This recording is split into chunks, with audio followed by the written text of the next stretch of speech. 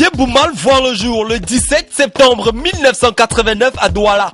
Du haut de son mètre 72, il représente actuellement l'un des plus grands espoirs du milieu de terrain camerounais.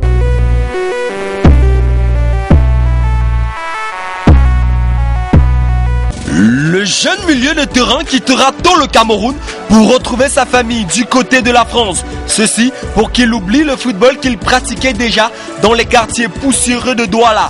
Rien à faire, le jeune garçon est dominé par sa passion d'enfance. Il débutera donc dans un centre de formation, le CFFP, le centre de formation de football de Paris en 2006. Il sera recruté par les dirigeants de l'AS Saint-Etienne par la suite, où il passera 3 bonnes saisons.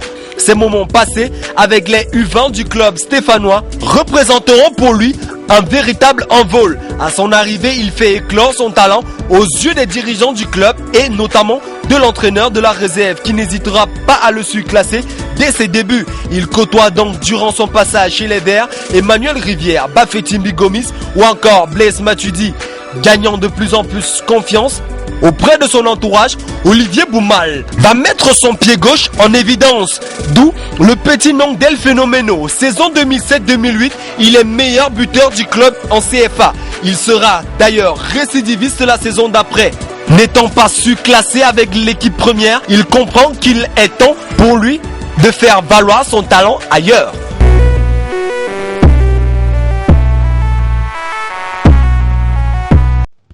En 2009, il est convoqué par l'entraîneur de l'équipe nationale des moins de 20 ans du Cameroun de l'époque, le feu Alain Wabo. Il rejoint donc une sélection déjà composée de joueurs émergents à l'instar de Charlie Fomen, Jacques Zoua Daougari ou encore de Yaya Banana pour ne citer que cela. L'objectif ici est de redorer le blason de l'équipe junior du Cameroun à la Coupe du Monde de la catégorie Coupe du Monde pendant laquelle le jeune Olivier se révélera aux yeux du monde, plus particulièrement du Cameroun, qui a découvert un milieu vif avec une aisance technique qui nous rappelle Salmon Olembe ou encore Ngom Kome des beaux jours. La Coupe du Monde organisée en terre colombienne ne sourit pas cette année-là au Cameroun malgré l'excellente performance des poulains du feu Alain Wabo.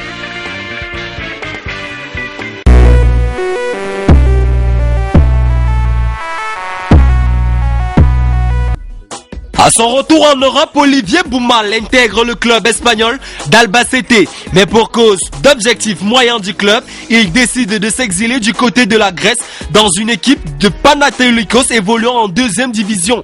Cette saison, il sera héroïque, étant ainsi l'un des principaux artisans du sacre de son club, avec lequel il sera champion d'Ethniki P, la 2e division grecque, et accédera ainsi donc à la 1re division.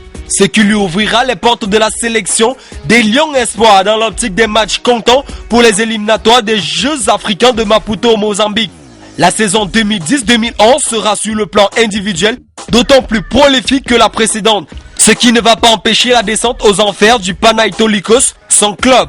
Après des essais largement concluants en Allemagne, dans le club de FS Frankfurt, c'est contre toute attente en Roumanie qu'il posera finalement ses valises dans le mythique club d'Asra Djurdji, sélection dans laquelle il évolue actuellement.